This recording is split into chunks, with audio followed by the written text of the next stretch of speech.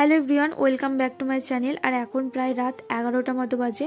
আর এখন চলে এসেছি আমরা খামার বাড়িতে। আর আমরা বলতে আমাদের পরিবারের সবাই মিলেই আমরা চলে এসেছি, মানে আমার কাকিমা, মা, জেঠিমা, আমার ভাই সবাই মিলেই চলে এসেছে আমাদের খামার বাড়িতে। আর কিছুক্ষণ আগে না আমাদের এখানে প্রচুর ঝড় আর শিলাবৃষ্টি হয়েছে।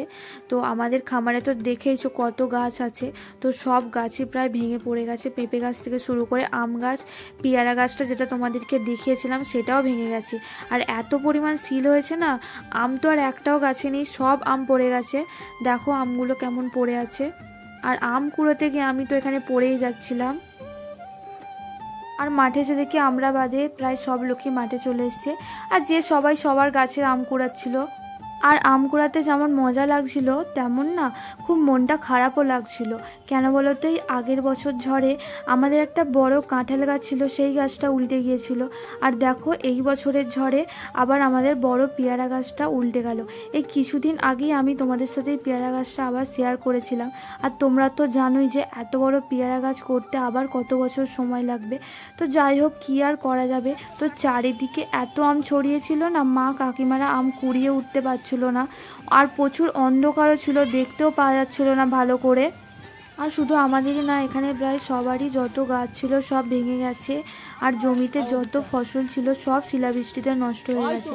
আর এই দেখো, এই রকম বস্তার প্রায় 2 বস্তা আমাদের আম হয়েছিল। আরও হয়তো অনেক আম ছিল, কিন্তু অন্ধকারের তো দেখতে পাওয়া যাচ্ছিল না ভালো করে। তো মোটামুটি যতটা পারি সবাই মিলে এরকম 2 বস্তা মতো আম কুড়িয়েছি।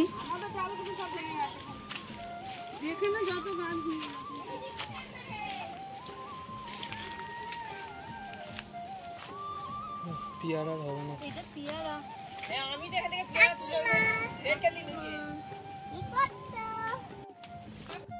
আর তোমাদেরকে তো বলাই হলো না, আমাদের আম গাছের সাথে 2টো পেঁপে গাছও ভেঙে গিয়েছিল। প্রচুর পেঁপে পড়ে নষ্ট হয়ে গেছে। তো পেঁপেগুলো আমরা ওই বস্তাতেই ভরে নিয়েছিলাম। আর বস্তা 2টো না আমাদের এই খামার বাড়িতেই ভরে দেওয়া হয়েছিল, কারণ অত অন্ধকারের মধ্যে বস্তাগুলো বাড়িতে বয়ে নিয়ে আসা সম্ভব নয়। তো তার জন্য খামার বাড়িতে রেখে আসা হয়েছিল। তো তারপর আমরা এরকম বস্তায় ভরে আমরা সবাই মিলে বাড়ি চলে আসছিলাম, কারণ তারপরেও বিদ্যুৎ চমকাচ্ছিল, বৃষ্টি আসতে পারে। তো তার জন্য আমরা সবাই মিলে বাড়ি আসছিলাম। আর এখানে দেখো একটা পটল ক্ষেত পুরো লন্ডভন্ড হয়ে গেছে। তো যাই হোক, আজকের ভিডিওটা এই পর্যন্ত। ভালো লাগলে লাইক, কমেন্ট, শেয়ার আর সাবস্ক্রাইব করতে ভুলো না। দেখা হচ্ছে নেক্সট কোনো ভিডিওতে। ততক্ষণের জন্য টাটা। দাঁড়াও, কোথায় যাচ্ছো? সকালবেলার পরিবেশটা দেখে যাও।